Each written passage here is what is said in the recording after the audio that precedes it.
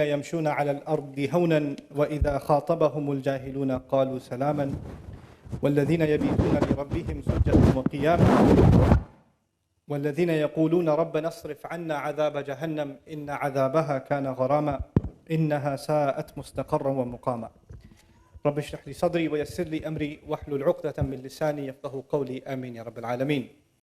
প্রথমত আমি মসজিদ কর্তৃপক্ষকে ধন্যবাদ জানাতে চাই। ইস্ট লন্ডন মসজিদ আমার হৃদয়ের অতি নিকটের একটা স্থান। আসলে আমি কাউকে না জানিয়ে এখানে আসাটা পছন্দ করি। আর এর আগেও আমি এখানে কিছু সোশ্যাল এক্সপেরিমেন্ট পরিচালনা করেছি। কয়েক মাস আগে আমি এখানে এসেছিলাম।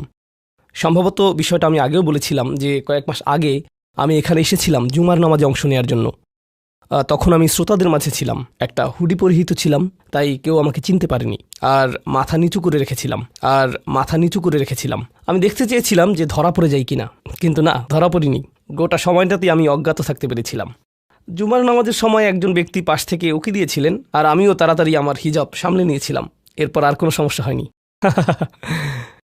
কিন্তু যাই হোক, আপনাদের আতিথেয়তায় আমি আপ্লুত। আর অবশ্যই আজ রাতে আপনাদের বিপুল সংখ্যক উপস্থিতি আল্লাহ আমাদের মধ্যে যে ভালোবাসা দিয়ে দিয়েছেন সেটাই প্রমাণ করছে। আল্লাহ শুধু এই ভালোবাসাটিকেও ইবাদত হিসেবে কবুল করে নিন, আর মুসলিমদের মাঝে এই ভালোবাসাকে বৃদ্ধি করে দিন। এই সন্ধ্যায় আমি আপনাদের সাথে যে আলোচনা করতে চাই তা হল কোরআনের একটি অনুচ্ছেদ, সূরা ফুরকানের শেষ অংশ। এটা কোরআনের 25তম সূরা। আমার অনেক প্রিয় এবং হৃদয়ের কাছের একটা অনুচ্ছেদ। এটা এমন অনুচ্ছেদ যা নিয়ে আমি আগেও বহুবার আলোচনা করেছি, কিন্তু কয়েক বছর পর পর এই আয়াতগুলোতে ফিরে যাওয়ার এবং এর সাথে আমার সম্পর্ককে নবায়ন করার প্রয়োজনীয়তা অনুভব করি। আর আমি যদি এই প্রয়োজন অনুভব করি, আমার মনে হয় যে আপনাদেরও এই একই প্রয়োজনীয়তা রয়েছে। তো এটাই হলো 25তম এই সূরাটি থেকে প্রাপ্ত কিছু শিক্ষা, আপনাদের সাথে আলোচনা করার পেছনের অনুপ্রেরণা। তো এই অনুচ্ছেদে আল্লাহ আয্যা ওয়া জাল্লা আমাদেরকে একটি বিশেষ উপাধি প্রদান করেছেন, আর সেই উপাধিটি হল ইবাদুর রহমান, অবিশ্বাস্য রকম করুণাময় এবং ভালোবাসাময় সত্তার বান্দারা।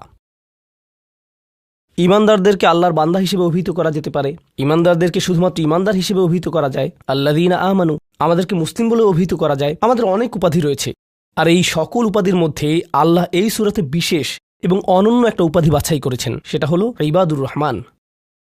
আর এটা কিছু ইঙ্গিত প্রকাশ করছে। প্রথমত, ব্যাকরণগত দৃষ্টিকোণ থেকে ইবাদুর রহমান